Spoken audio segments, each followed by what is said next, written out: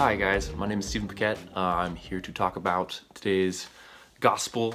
I have two main thoughts. The first one is when I first read this, my reaction was that it was very challenging. Jesus' first words, he says, "Love one another as I love you."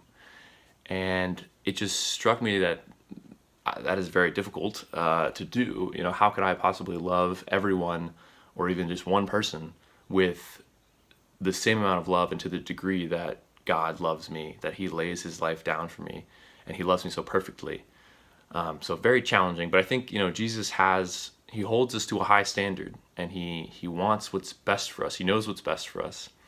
And I think I take comfort knowing that he isn't just saying this for us to do it on our own, right? He is going to be with us and helping us and encouraging us and picking us up when we fail. We'll constantly fail in this commandment. So it's comforting knowing that we can love each other as he loves us with his help. The second thing that really stood out to me from this gospel is Jesus says, I call you friends. I like that.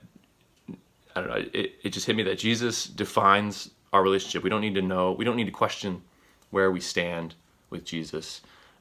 He has already made that call. He calls us friends. It reminds me of a really quick short story of something that happened to me recently. Basically, a friend of a friend reached out to me online, and he just texted me randomly, and he was like, "Steven, how are you, my friend?" And I was like, "Through Danny, I guess, a mutual friend of ours." And he was like, "What?" And I was like, "Yeah, like a friend of a friend." And he was like, "Oh, I thought that he was saying, how are we friends? Like, how do we become friends?" But he was actually just saying, like, "How are you doing, my friend?" So it was kind of awkward because then he kind of knew, like, okay, I wasn't quite sure if we were friends or like if we were just friends of friends, that kind of thing. But we don't have to question that with Jesus. We know that he calls us his friends, and that is very comforting. We just need to respond to that, and we know that because he's our friend, we're his friends. He's going to help us to love as he loves.